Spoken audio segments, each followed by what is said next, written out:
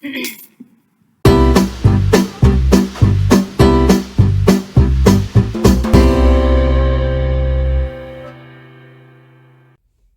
guys, so I'm getting ready to run to Barnes & Noble. I'm just out running errands and I have to go and pick up my copy of Fourth Wing. I'm so excited to go grab this book. Normally, since I read so many books, I do try to use my library and thrift stores and half-price books and the bargain section at Books A Million, but when there's a book that I just have to have and I need it right away, I always run to Barnes & Noble. The store is so beautiful and it has almost all the books you want. If not, they can usually order them for you, but I like to go there if there's a book that I just know that I just have to have and I want in really good condition.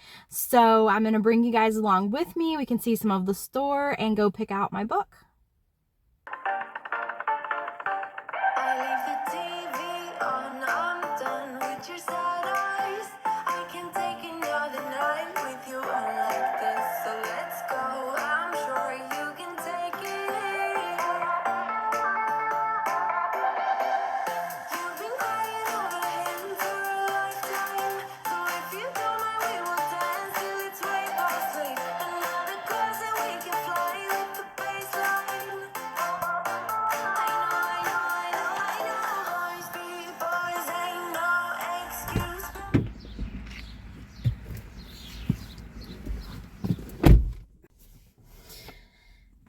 Okay, so you guys saw, I just went to the Barnes. I got my copy of Fourth Wing. So very excited. I cannot wait to start reading this book. I've heard like so many good things about this book. It sounds like something that I'm really gonna like. I am loving fantasy books right now. The last fantasy book that I think I gave 5 stars to or read was A Court of Silver Flames in the ACOTAR series. And that book, I was kind of not wanting to read it because it's Nesta's point of view and she's not really the best character throughout the story so far, but after reading that book, I loved that book. There were so many things in that book I loved. I loved the character development. I love the fighting scenes. I love the end of the book where they're going through, I don't want to spoil anything, but the end of the book when they're put in a difficult situation. No spoilers. I'm hoping to get the same vibes from this book, okay? I am hoping to read again. I want so bad to read something that I just can't put down, that transports me to an entirely different world. I hope we see some great character development. I hope we see a little bit of romance. I hope that there's a lot of action, of course, lots of dragons and magic, of course. I mean, dragons and magic, the two go hand in hand. So I'm very interested to see the magic system in this book and how it works.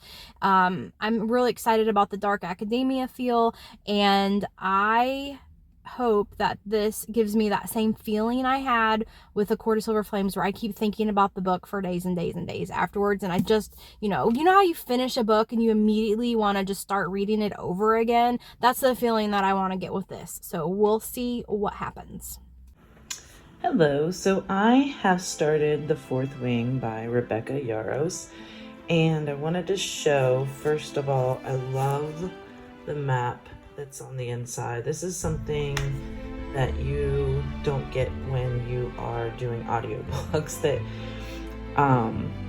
that you would want to see the physical book for this. And something I wanted to definitely share was the beginning of this, because I absolutely love it.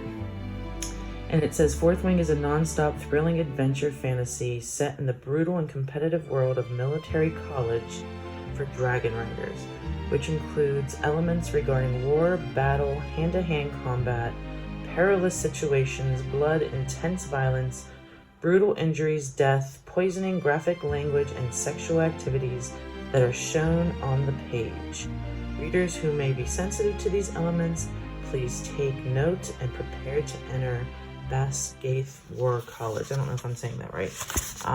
But I just love the detail, and I am very excited to read this. There was a phrase that I just read that I felt I wanted to make a video about for the vlog because I absolutely loved it. I wish I could get it tattooed on me. I just felt it all the way to my soul.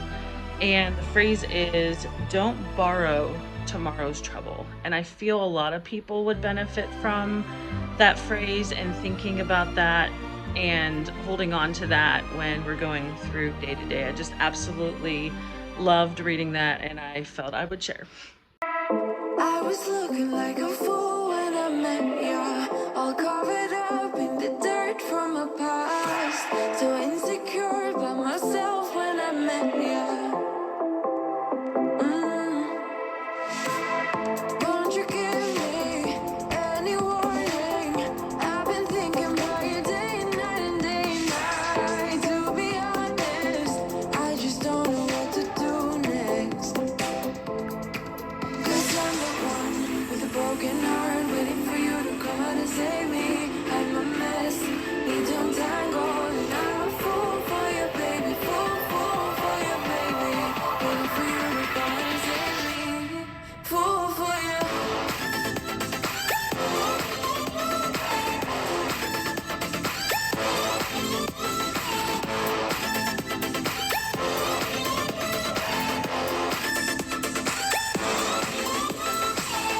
You were making me so sure in a heartbeat, all of my doubts disappearing at last. You made me fall without saying a sentence.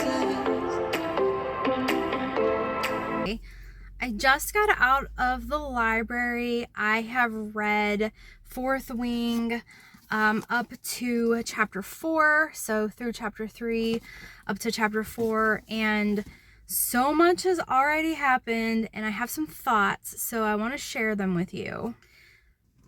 We're following Violet, who is going into college, and she wants to go into college to be a scribe like her father was, but her mother is forcing her to go into the writer's quadrant, which she does not want to do because it's very dangerous. And in this quadrant, you learn to fight and you fly dragons. And if you don't die while trying to learn to train and fight, then you could be killed by the other students because there are fewer dragons than students. So they think that by picking the other people off, they'll have a better chance of getting a dragon. So after Violet completes the first kind of task, which is they have to cross this very high, dangerous bridge to get to the writer's quadrant, she runs into one of her childhood friends named Dane, and she's really excited to see him because they were best friends. I think she has a crush on them and wants to be more than friends, and he's in his second year of the school, so he's 1 year older, but I think like at least she has someone in the school that will kind of help her out, look after her, and help protect her and keep her safe. So there's already been a lot of drama. Violet did complete the first task and cross the bridge, but some students have already died trying to cross the bridge. She did make a new friend that is a girl that was crossing the bridge in front of her that she kind of helped out in the meantime. So she made a new friend there. And then there was a boy behind her that was already trying to hurt her and maybe push her off the bridge while she was going across. So we've had that. And then, of course, she ran into her best friend from childhood, which I already mentioned. And then also, before she crossed the bridge, there was like this guy that she thought was so cute, but she found out that he might have a reason to not want to see her finish the school. So we'll kind of see how that goes, because I think she had a crush on him, like she thought he was hot, but he also is probably not very good for her. So we'll see what happens there. Hey guys, so I'm up to chapter 14, and the beginning of all of the chapters, they have these little quotes at the top, and the quotes come from a bunch of different places, but they're very cute and very relevant to the story. But there's one I wanted to talk about here on the beginning of chapter 14 where you're learning about the dragons, and since the dragons are such an interesting integral part of the story, I just wanted to read this because a lot of time dragons are always thought of as just mean creatures, selfish creatures, and so and these dragons kind of are, but they are able to bond with their riders. So I just wanted to read this real quick for you guys. In the 6 centuries of recorded history of dragon and rider, there have been hundreds of known cases where a dragon simply cannot emotionally recover from the loss of their bonded rider. This happens when the bond is particularly strong, and in 3 documented cases has even caused the untimely death of the dragon. So when the riders that bond with these dragons die, the dragon could even die because they're literally heartbroken. That's so cute. Not to spoil anything, but when she gets her power and how it happens and where it happens, oh, it was so good.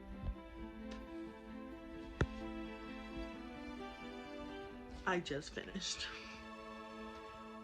Literally, my jaw dropped. All right, I am here because I have finished Fourth Wing, and wow. First, I want to say, I know I had done some videos already and I wasn't doing spoilers, but I can't promise that now. So I would say definitely stop watching if you don't like to know a lot of details about a plot, or I'm probably going to end up saying some things maybe about the end because, yeah, so definitely move along if you aren't into the spoiler. So Fourth Wing. I loved this book, and I honestly didn't think I was going to love it as much as I did. I've been reading a lot of psychological thrillers. I tend to have some literary fiction or fiction in there. I'm not a huge fantasy reader, and I have been sticking to mystery, thriller, and fiction for the most part. And I am always up for reading something that goes outside of that comfort zone. I like to mix it up because sometimes, I think in another episode I called it a palate cleanser, because I think I had bought a romance in that case. But for this one, I got so sucked into this world and so sucked into these characters that it was amazing. I could just picture everything that was happening, and I can see it as a TV series or movie because it was just very visual to me and how she wrote about this world and these characters. So the main character, who is Violet, aka Silver One, aka Violence,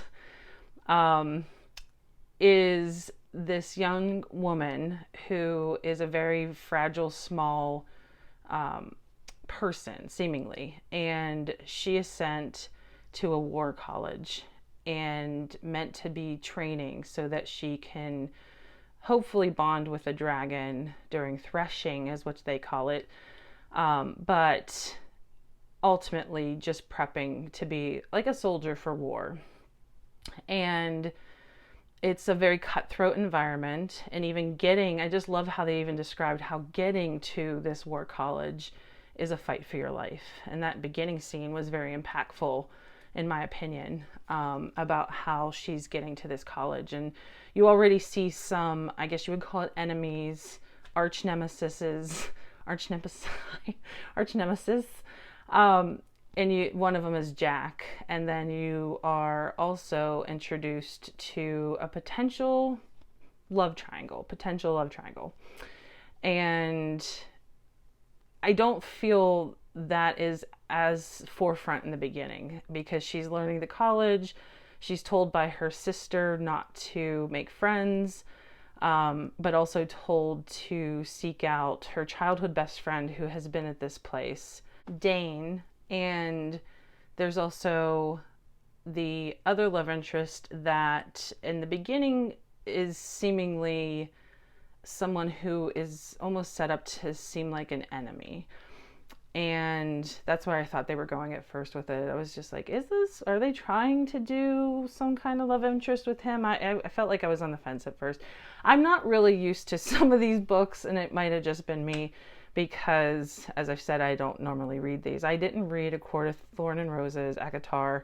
I didn't read Sarah Moss's other books, Throne of Glass. And fantasy just isn't one of the, or even a lot of the romance tropes. I haven't read those. So, I mean, it could have been obvious to everyone else that this was being set up as a love triangle. And the enemy / love interest, Xaden. And I just want to say, when it eventually gets to where it's obviously, a romance and it's obviously a relationship is happening, starts to happen more towards a love triangle, and who is she going to be with, who is she interested in, in the scenes where she is with Xaden and she is realizing her power, and some of the scenes I just felt were just amazing, and I just loved how they were written. And I love when she realizes that she is bonding with two dragons. I loved that, Taryn and Andarna. And I felt myself actually tear up when she's registering her dragons. And at first she doesn't realize that there are two dragons because she had saved this smaller golden dragon. And Taryn, this large black dragon who had never bonded with anyone before, is the one that bonds with her. She hears him in her head and she's freaking out because she hasn't experienced this. And then when she is registered, because you're supposed to register them, and then Andarna speaks up and says, "Don't forget me," it made me like, for some reason this scene just made me, it was such a good scene. I loved a lot of the scenes in this book, and they stuck with me, and I love these characters. I just felt like it was a very detailed world that you can go into. And in my opinion, in terms of comparing it, not that I don't always want to compare to other books, because I do feel for me this stands alone, but there were very much hallmarks of Harry Potter, but an adult Harry Potter, and there were hallmarks of the Hunger Games, and fighting for not just your life, but fighting for ideals and for humanity, and fighting to do the right thing. And there are elements of Divergent as well. And I feel there were things dashed from all these different other books that I've read, of the books that I have read. I don't know how much it's similar to A Court of Thorn and Roses, because I haven't read those. They have been on my list just because so many people have talked really well about them.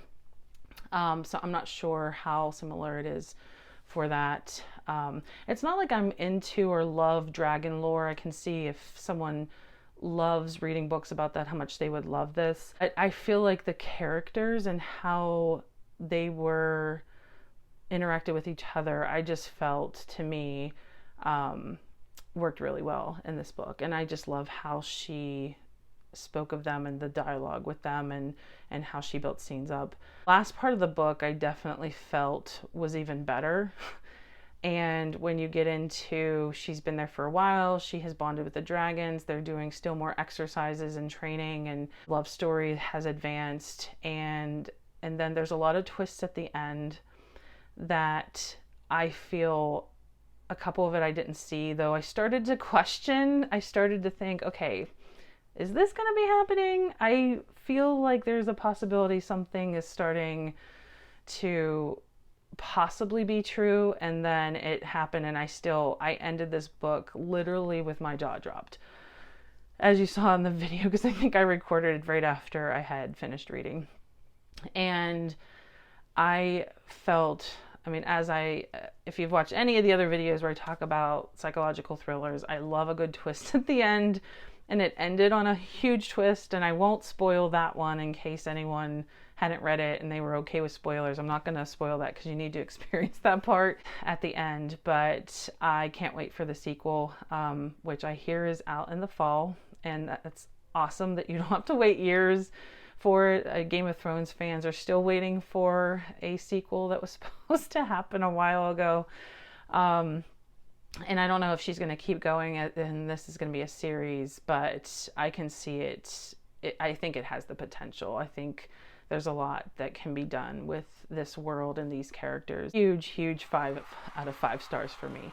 And I want to say that it may be a possibility of people who have read a lot of fantasy that for them this isn't huge or wasn't a big book, or they didn't feel like it was out of the ordinary. This might be something like ACOTAR might be much better and they think this is subpar. I don't know. But for me, with what I normally read and going into this, I was going into this thinking I might not like it, and with zero expectations, I think set it up so that I absolutely adored it and loved it. So I think it depends on how you're going into a book with a mindset. Expectation is a huge piece of that. And I think that sometimes I've gone into a book with high expectations and absolutely hated the book. So it's very possible that's one of the reasons. But I honestly think that this is just a fantastic book. I would highly recommend it. Especially if you like fantasy, I would think this is something that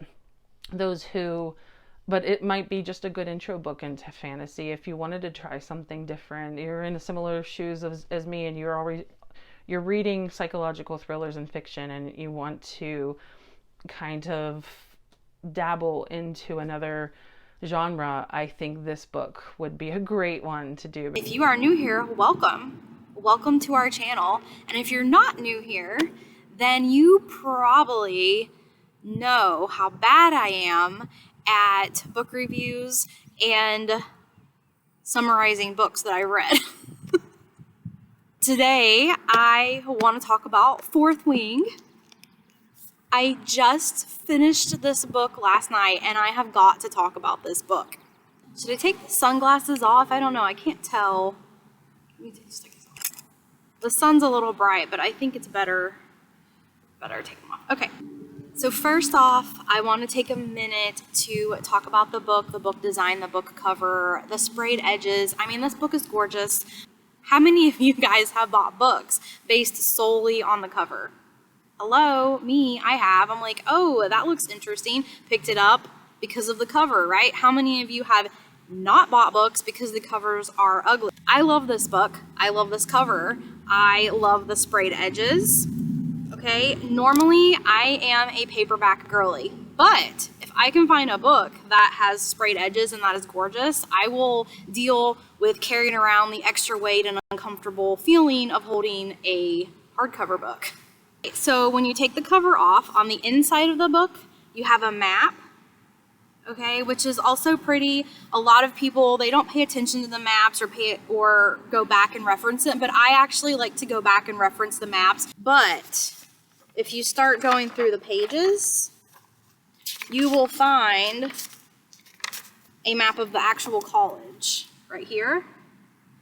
And I found this very useful. Also loved how they have these dragons throughout the book at every chapter. For example, and I want to actually talk about this quote because I loved this quote in the book, but chapter 18, here's like the beginning of a chapter. You can see it's very clearly marked chapter 18. There's a dragon and there is a little quote at the top. And I just wanted to read this one. It's very short, but it says, "There is nothing more sacred than the archives. Even temples can be rebuilt, but books cannot be rewritten." And I think that's something as a reader we can all appreciate, how precious books are, how yes, they're used to entertain us, but they do document things, and you can YouTube can go down and all of these videos can be lost, but if you have a hard copy of a book, they can't cancel that. So I find that very valuable and very true and relevant even in this day and time. Now that we've gone over the cover and book design, we are going to get to what you all are watching this for, what I thought of the book. And it's no secret, I think I've already said, I loved this book. There are many different books that I have given 5 stars to, I feel like I've given different books 5 stars for different reasons. So Those Empty Eyes, I gave that book 5 stars, and we did a whole reading vlog on that, so I'll link it in the description below if you're interested in checking that out if you haven't already. But I gave that book 5 stars because in its genre as a thriller, I felt like the book went above and beyond my expectations. It wasn't just a story, it wasn't just a page turner. It encompassed several different characters, several different timelines, several different points of view, and it all seemed to come together very neatly in the end. The publisher did a good job again with the cover of that book, so I gave it 5 stars for a thriller. But this book, you get everything. You get action, you get romance, you get mystique, mystery, you get magic, you get betrayal, you feel scared, you feel anger towards certain characters. You got all the emotions in this book in a beautiful story. You're just in this other world. You just want more of this world. You want to know more of the characters. The romance in this book is there. There's some spice towards the end of the book, so if you like spice, it's in there. I mean, this book just has everything, and it is so well put together. It is so well written. It keeps you so entertained, and I did not want this book to end. I wanted to finish the book because I could not know what happens, and I just want more. I just want more of this world. I want more of this book. I did not want this book to end. If you have not picked up this book, go get it. If you're still watching this video, what are you doing? Go buy this book.